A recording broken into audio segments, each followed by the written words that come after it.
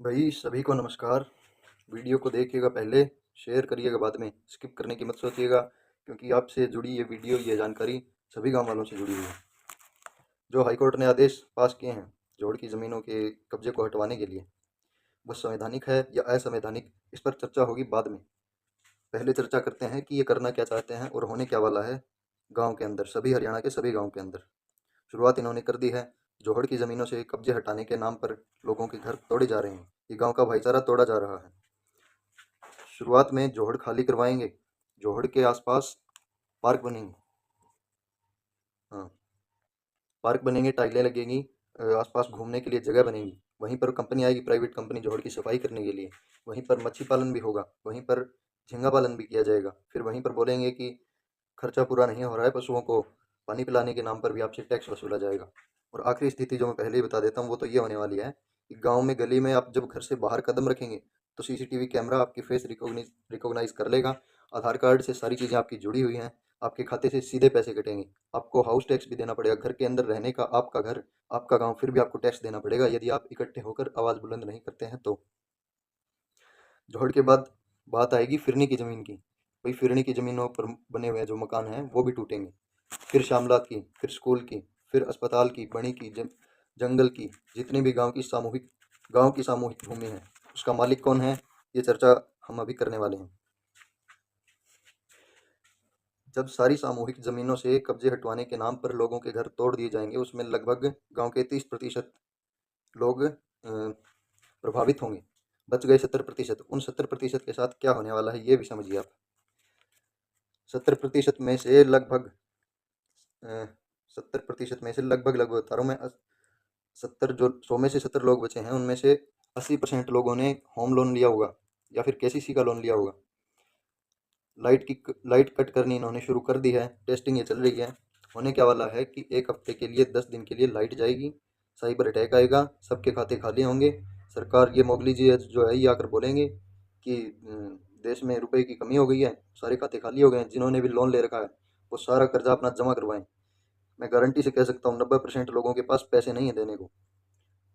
70% में से 80% लोग भी यदि प्रभावित होते हैं, लेकिन केसीसी का लोन तो सभी ने ले रखा है, 70 के 70% चपेट में आने वाले हैं इसमें।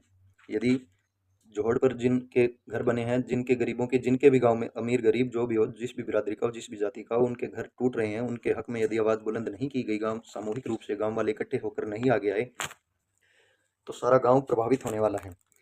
अब सोचना आपको ये है कि मुसीबत आने वाली है, बरसात आने वाली है, क्या आपकी छत पक्की है? लाइट यदि नहीं देगी सरकार, साइबर अटैक हो जाएगा, बैंक में रुपए नहीं होंगे, गैस की किल्लत होगी, पेट्रोल और डीजल की किल्लत होगी, तो आप क्या क्या संभालेंगे? सोचने वाली बात यह है कि जब सब व्यवस्थाएं बिगड़ जाएगी उसके बाद आप संभालेंगे तो जोर थोड़ा ज़्यादा लगेगा, मेहनत थोड़ी ज़्यादा लगेगी। क्या क्या करेंगे आप? और यदि पहले खड़े हो जाते हैं तो आप बच सकते हैं। लोन क्यों नहीं चुका पाएंगे लोग, ये भी आपको बता देता हूँ। देश के अंदर पेपर करेंसी जो है वो चल रही है 35 लाख करोड़, और देश की जनता के ऊपर जो लोन दे रखा है आरबीआई ने फ्रॉड करके।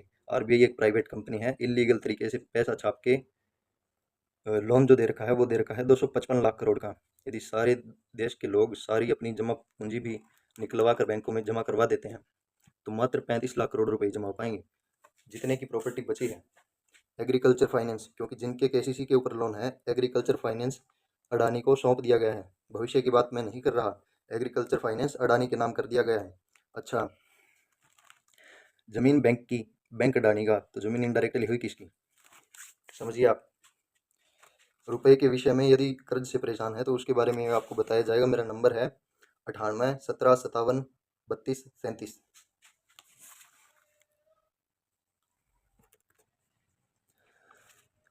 जो लोग लोन से भी प्रभावित नहीं हैं, सामूहिक जमीनों पर बने घरों से भी प्रभावित नहीं हैं, जो ये सोच रहे हैं कि हम पर कोई आपदा नहीं आने वाली, एक चीज़ ध्यान रखिएगा, भूखा मरता आदमी सबसे पहले अटैक वहाँ करेगा जहाँ पर उसको खाने के लिए दिखेगा।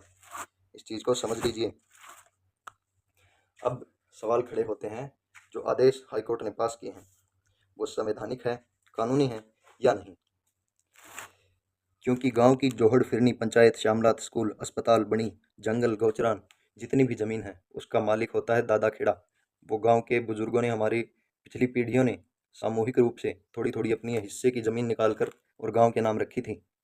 सरकार मालिक कैसे होगी? यह होता है पहला सवाल। सवाल नंबर 2, हाईकोर्ट का आदेश कानूनन सही है या गलत है? क्योंकि आर्टिकल 21 रोटी कपड़ा और मकान यह हमारा मौलिक अधिकार है, हमारा घर कोई नहीं तोड़ सकता, ये हमारा मौलिक अधिकार है। आर्टिकल 19 ई, भारत के किसी भी हिस्से में हम सम्मानपूर्वक अपना जीवन व्यतीत करने का पूर्ण स्वतंत्रता से अधिकार रखते हैं। 73वें संविधान संशोधन के अनुसार गांव के सामूहिक फैसलों पर, सामूहिक भूमि पर या किसी भी प्रकार का गांव से जुड़ा फैसला हो उसके ऊपर निर्णय लेने का अधिकार केवल ग्राम सभा का होता है। आदेश हाईकोर्ट का है। 2013 में सुप्रीम कोर्ट ने एक जजमेंट पास किया था, ना लोकसभा ना विधानसभा, सबसे बड़ी है ग्राम सभा। वेदांता का जजमेंट आप ये गूगल पर सर्च करके देख सकते हैं। जजमेंट बड़ा होता है या आदेश, ये भी आपको रिसर्च करनी पड़ेगी।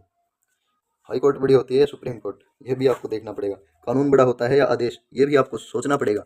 जो मकानों को अवैध बता रहा है, कोई डीसी, कलेक्टर, एसडीएम, तहसीलदार, कोई भी, उसको ये पूछना पड़ेगा कि किस कानून के तहत आप हमारे घरों को अवैध बता रहे हैं, उनसे ये भी पूछना पड़ेगा। सवाल नंबर 4 ये बनता है कि सरकारी ज़मीन आप बता रहे हैं, सरकार कौन है? आपकी जानकारी के लिए बता दूं, भारत सरकार नाम का कोई ऑफिस, कोई संस्था, कोई ऑर्गेनाइजेशन पॉलिटिकल ढांचे में या जो मौजूदा सिस्टम स्ट्रक्चर जो चल रहा है वहाँ पर कोई भारत सरकार नाम की चीज़ नहीं है। चपड़ासी से लेकर राष्ट्रपति तक हर व्यक्ति भारत सरकार की सेवा में कार्यरत है। ये भारत सरकार नहीं है, भारत सरकार सेवार्थ है। ये सैलरी के लिए काम करते हैं। मालिक वो होता है, सरकार वो होती है जो इनको सैलरी देती है। सैलरी आप देते हैं, हम देते हैं, सरकार असल में हम हैं। ये कहते हैं सरकारी ज़मीन है। इनसे पूछिए कि आप सरकारी ज़मीन आप बता रहे हैं, आप वो कागज़ तो दिखाइए जिसके ऊपर लिखा हो कि ये सरकार है और ये सरकारी ज़मीन हमारे बुज़ुर्गों ने, हमारे पिछली पीढ़ियों ने ये आपके नाम रजिस्ट्री कराई है, आपके नाम ट्रांसफ़र की है। किसी रेवेन्यू डिपार्टमेंट या राजस्व विभाग के नाम भी यदि हमारे बुज़ुर्गों ने कोई ज़मीन, गांव की सामूहिक ज़मीन ट्रांसफ़र करने का लिखित में यदि कोई एविडेंस उनके पास है तो ये चीज़ आपको मांगनी पड़ेगी कि आप दिखाइए क्या हमारे बुज़ुर्गों ने आपको ये ज़मीन सौंपी है, कहाँ लिखा हुआ है। वो हमसे कागज़ मांग रहे हैं ना, उनके पास पूरे कागज़ है या नहीं ये उनसे कौन पूछेगा।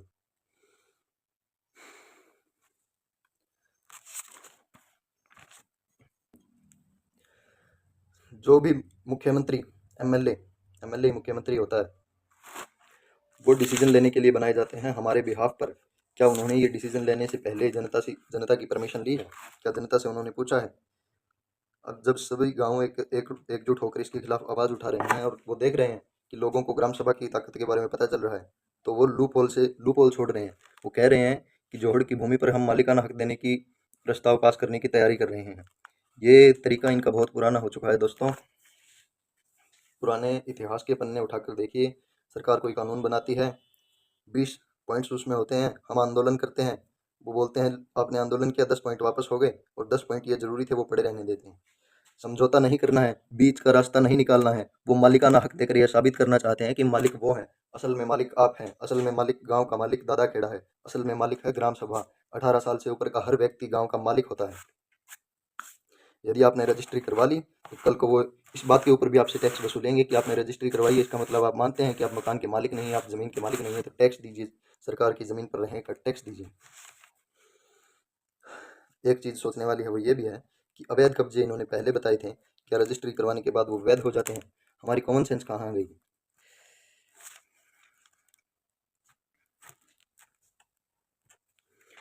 ये वीडियो बनाने के पीछे का मेरा मकसद सिर्फ ये है, मैं बिलोंग करता हूँ गाँव मोड़ाखेड़ा से। यदि गाँव के अंदर समझदार लोग जो इन चीज़ों को समझते हैं, देख सकते हैं कि भविष्य कितना खतरे में है और आगे आकर गाँव की इस लड़ाई में हमारा साथ देना चाहते हैं। क्योंकि ना हमारे पास फंड्स हैं, ना हमारे पास लोग हैं, कम से कम जिनके घर टूट रहे हैं उनको तो आगे आ ही जाना चाहिए। मेरा नंबर मैंने आपको बता दिया है, मैं फिर से रिपीट कर देता हूँ, 98 17 57 32 37, 9817573237। 1 दिन 2 दिन जिस दिन आप बोलेंगे मीटिंग होगी गांव में, यह मेरा प्रस्ताव है, यदि आपको स्वीकार हो या न हो, मीटिंग करके गांव में घर घर जाएंगे, 70% व्यक्तियों के ग्राम सभा के प्रस्ताव पास करेंगे, 70% व्यक्तियों के हस्ताक्षर कराएंगे। उसके बाद इनसे पूछेंगे कि क्या आपने गांव में घुसने से पहले ग्राम सभा की परमिशन ली है? क्या ग्राम सभा गांव के लोगों ने आपको ये इजाज़त दी है कि आप पैमाइश कर सकते हैं, किसी का भी घर तोड़ सकते हैं? यह मेरी व्यक्तिगत राय, गांव के प्रति मैं अपनी जिम्मेदारी मानकर ये कार्य कर रहा हूँ। यदि आपको ठीक लगे तो मीटिंग बुलाइएगा, क्योंकि ना मेरे घर के ऊपर कोई खतरा नहीं है, ये हमारी जिम्मेदारी बनती है, इसीलिए हम ये कर रहे हैं। ठीक है, जय हिंद, जय भारत।